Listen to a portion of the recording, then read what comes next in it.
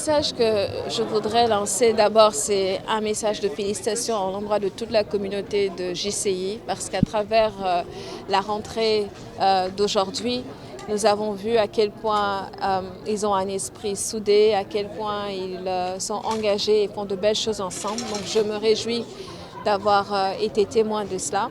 Et à l'endroit de la jeunesse sénégalaise, dire que les choses deviennent tellement plus simples quand on travaille ensemble, quand on unit ses forces. Je pense qu'aujourd'hui, si la cérémonie a été belle, c'est parce que Aziz a été grandement soutenu par ses camarades qui n'ont ménagé vraiment aucun effort pour lui permettre de vivre ce moment.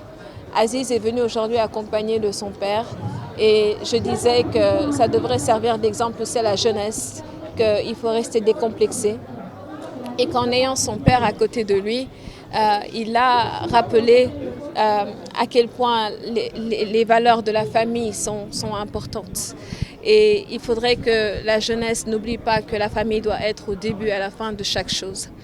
J'ai également pris Aziz comme exemple dans mon intervention pour dire que le caractère est très important, mais que ce caractère n'était pas obligé d'être conçu de façon froide, distante, antipathique. Et que nous avons un jeune président aujourd'hui qui se distingue par sa gentillesse et que la gentillesse est en réalité la clé de la réussite parce que c'est ce qui donne à chacun envie d'être présent, d'être à côté. Aziz m'a rencontré en 2016, c'était au niveau de la faculté de sciences et gestion de l'université Cheikh Anta Diop. À l'époque, j'étais marraine et c'était son frère qui était primé. Il a pris une photo avec moi qu'il m'a montrée dans mon bureau il n'y a pas longtemps. Et il a dit que ce jour-là, il s'est dit qu'un jour lui aussi, il me ferait marraine d'une activité. C'est pour ça que j'ai tout laissé pour être ici aujourd'hui avec lui.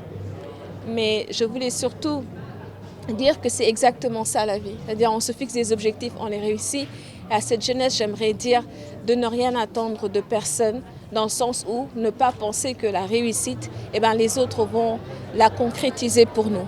Ce mandat est placé sous le thème jeunesse, leadership, citoyenneté pour un développement durable. Et comme vous l'avez dit, basé sur 4 axes. Axe citoyenneté, paix et sécurité, collaboration et engagement pour un développement durable. Alors ce que nous voulons à travers cette approche par axe, c'est mettre en place des projets qui ont pour but d'accompagner la jeunesse sur les questions actuelles et sur les questions essentielles.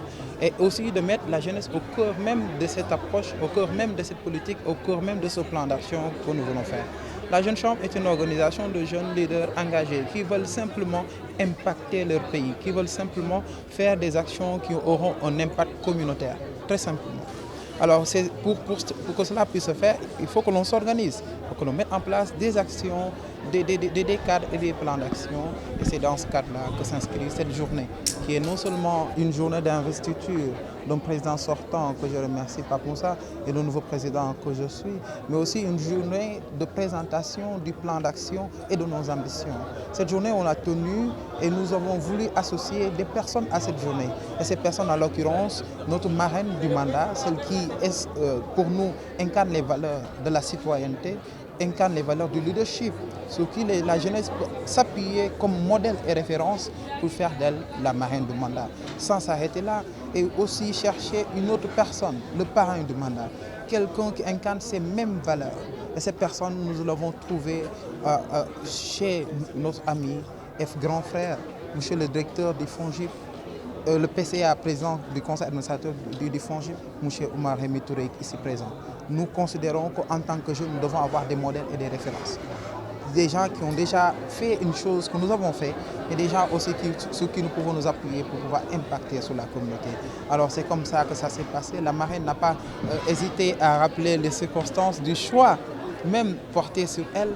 Le choix, comme elle l'a dit, je l'ai rencontré en 2016 et depuis on s'est dit qu'il fallait faire d'elle quelque chose.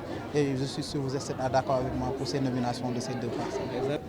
La sécurité est un enjeu crucial actuellement. Ce qui se passe dans les autres pays, on ne peut pas se dire que ça ne va pas se passer dans notre pays. Alors mieux vaut prévenir que guérir. Quelles sont les actions que nous pouvons mettre d'abord? Des sensibilisations, des actions de renforcement, des camps, des forums sur la paix et le développement, mais surtout faire comprendre à la jeunesse la sensibilité de la question de la sécurité, la sensibilité et l'urgence de la question de la paix. Ce qui s'est passé ici durant certains événements de mars nous a démontré cela. Et en tant que jeunes, nous devons mettre en place des actions pour prévenir ces genres d'actions-là, comme on le dit, comment protéger ce cadre de paix que nous connaissons dans ce pays, dans ce Sénégal, qui le définit d'ailleurs, un pays de teranga, un pays de paix où les gens sont passifs, où les gens se font tout autour d'une table. Alors c'est pour cela que nous avons mis l'accent sur la citoyenneté, nous avons mis l'accent sur la paix et la sécurité et pour le développement durable.